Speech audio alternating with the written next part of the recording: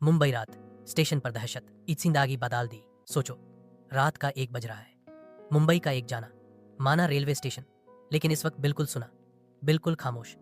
Platform की पीली रोशनी हर चीज को और अजीब बना रही थी। बस कहीं दूर से एक कुत्ते के भौंकने की आवाज इस खामोशी को तोड़ रही थी। इसी सन्नाटे में एक लड़का तेजी से प्लेटफॉर्म पर आता है। यह है रोहन, 24,025 साल का, एक रेगुलर मुंबईकर जो ऑफिस से लात पर वह निकला है और अब आखिरी ट्रेन पकड़ने की जल्दी में है। कान में ईयरफोन, चेहरे पर थोड़ी tension. Shit, last train miss हो गई तो ऑटो वाले डबल चार्ज करेंगे। वह खुद से बड़बड़ाता है। नमस्ते। मंच पर नजर दौड़ाता है तो उसे सिर्फ एक औरत दिखती है जो एक पुरानी सी बेंच पर बैठी है। उसने एक फीकी सी, मानो सालों पुरानी साड़ी पहनी है। उसका चेहरा अजीब सा शांत है और वैट, ओह, बस सामने पटरियों को घूर रही है। रोहन थोड़ा झिझकते हुए उससे थोड़ी दूरी बनाकर बेंच पर बैठ जाता है। वह अनजान बनने की पूरी कोशिश करता है, अपने फोन में देखने लगता है, लेकिन उसे महसूस होता है कि वो औरत लगातार उसी को देखे जा रही है। अचानक एक धीमी, हल्की सी कांपती हुई आवाज उसके कानों में पड़ती है। कहाँ जाना है बेटा?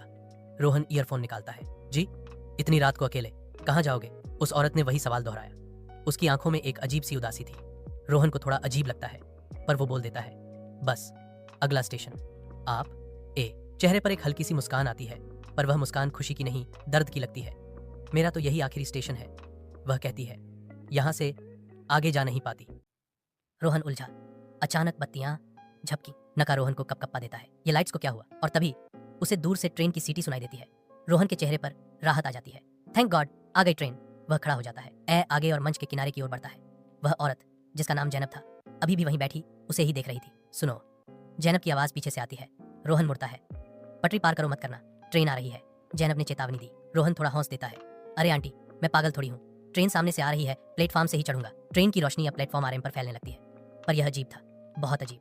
ट्रेन की सिर्फ रोशनी और सीटी थी, चलने की कोई आवाज नहीं, पटरियों पर खड़खड़ की कोई आवाज नहीं, मानो कोई भूत ट्रेन हवा में तैरती हुई आ रही हो। ये कैसी ट्रेन है?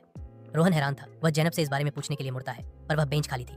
आंटी कहाँ चली गई? और तभी उसे अपने ठीक पेचे पटरियों पर एक सरसराहट सुनाई देती है। रोहन पलटता है और उसकी रूह कांप जाती है। जैनब पटरियों के ठीक बीच में खड़ी थी। साइलेंट ट्रेन उसके ठीक सामने थी। उसका चेहरा अब आंसुओं से भीगा हुआ था और वह हाथ जोड़कर रोहन की तरफ देख रही थी। उसकी आवाज में अब इतना दर्द था कि रोहन की हिम्मत जवाब दे गई। वह चिल्लाई, मैंने कहा था पटरी क्रॉस मत करना, मेरी तरह। भूतिया ट्रेन जैनब पर से गुजरी। न कोई चीख, न कोई आवाज, न टक्कर। दिन गुजर गए। प्लेटफॉर्म पर फिर से वही मौत जैसा सन्नाटा। पटरियां बिल्कुल खाली थी। न जैनब, न खून का एक भी कतरा। रोहन का पूरा जिस्म कांप रहा था। उसकी नजर जैनब की बेंच पर पड़ी, जहां अब भी वह छोटा सा पुराना बस्ता रखा हुआ था। न जाने कौन सी हिम्मत जुटाकर वह उस बस्ते तक गया। कांपते हाथों से उसे खोला। अंदर एक पुराना पीला पड़ चुका अखबार था और उसकी हेडलाइन ने रोहन के पैरों तले जमीन खिसका दी। लिखा था, स्टेशन पर हादसा, पटरी क्रॉस करते हुए औरत की मौत, नाम जैनब, अखबार की तारीख